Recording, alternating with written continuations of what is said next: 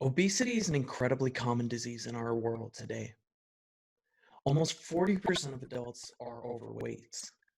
This number increases every single year. So it's important to understand what is causing this obesity. The answer to this question has multiple different factors associated with it. Obesity could be caused by genetics. It could be caused by lifestyle. It could be caused by problems with the gut microbiome. It could be caused by other illnesses that an individual might have. There are also socioeconomic factors associated with it. However, for the sake of this video, we're going to focus only on diet. Specifically with diet, two macronutrient classes are always brought up in association with obesity. These are sugars and fats. So in the previous decade, fats were always demonized. If you wanted to remain thin, if you wanted to prevent weight gain, you would simply cut fats out of your diet. However, this has always had differing results for people, and this is not a very good prescription just overall, because fats are also necessary for good health. In today's world, with the popularity of the keto diet, sugars are more cut and people are looking to lower their sugar intake. So I set out to understand, based on the scientific literature, which is actually worse for you, fats or sugars, or is it a combination of both of them? Should we be avoiding both fats and sugars? Should we be avoiding only fats? Should we be avoiding only sugars?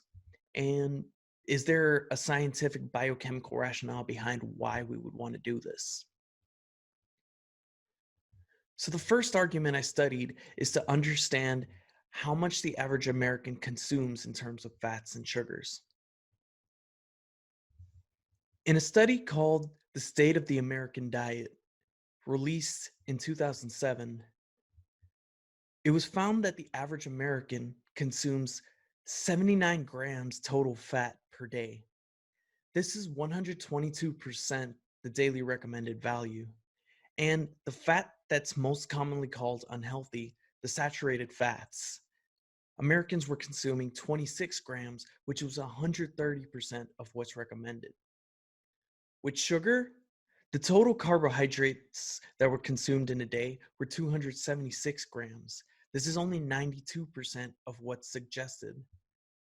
However, the added sugar, the free sugars, when you remove dietary fiber from this equation, was 82 grams, which is 256% of what's recommended daily. That's a huge amount. That's more than twice the amount that you need in a day. I did a calculation based using my chemistry background. I simply converted over to millimoles to try and understand how much of each that we're consuming in one day. I used stearin as a model fat. Stearin has a molecular weight of 891.90. And if you take the 26 grams saturated fat, stearin is a saturated fat, and you convert that using this molecular weight into millimoles, you get about 29 millimoles per day. Now to compare that, I compared it to sucrose, which is table sugar. Sucrose has a molecular weight of 342.12.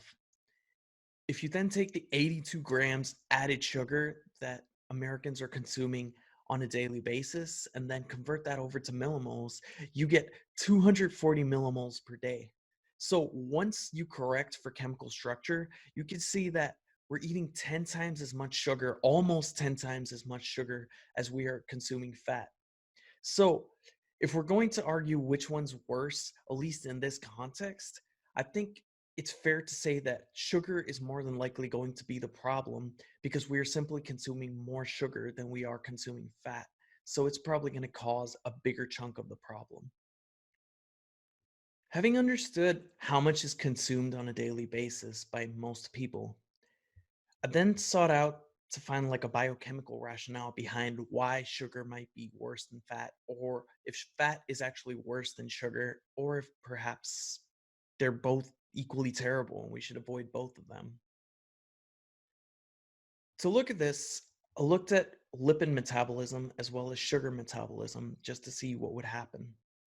So this is lipid metabolism overly simplified. So when you eat a fat, most commonly as a triglyceride like stearin, it gets hydrolyzed into its constituent glycerol and fatty acids. And once it gets to the stage, it can either be stored in the adipose tissue or it can be degraded down into acetyl-CoA in a process known as lipolysis.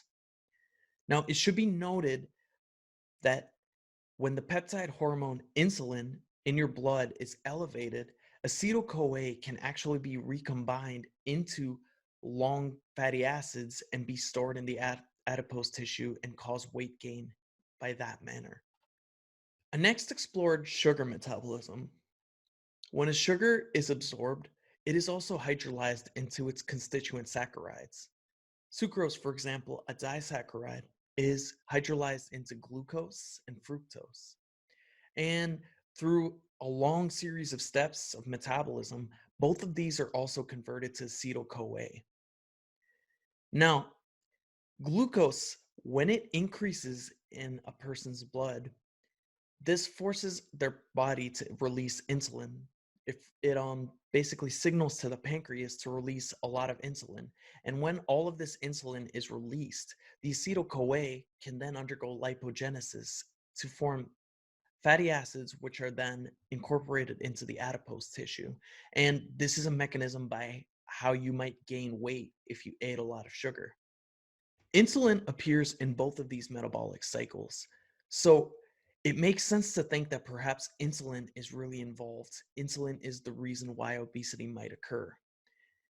So as you can see, if you've already eaten fat and insulin has increased, it will cause the fat to be stored and it will cause the person to gain weight. So based on these two metabolic arguments, one might suggest that fat on its own, which doesn't cause an increase in insulin, might not be so bad. But if you take sugar with the fat and increase the insulin, this will cause fat to be stored. Furthermore, if you eat a lot of sugar, it can be converted into acetyl-CoA, and then your body can produce fat from the sugar. So, in a way, sugar is worse than fat because it causes insulin to spike, which causes your body to go into storage mode, which causes your body to then basically fatten up and increase the amount of adipose tissue that is formed. Now, the question is, does this pan out in real life?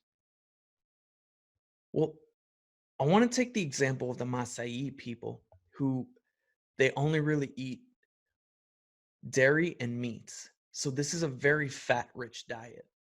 However, they don't see an obesity crisis quite like the American population does. We can also take the vegetarian population. The vegetarian population avoids fats and sugars much, much more than the classical American diet does as well.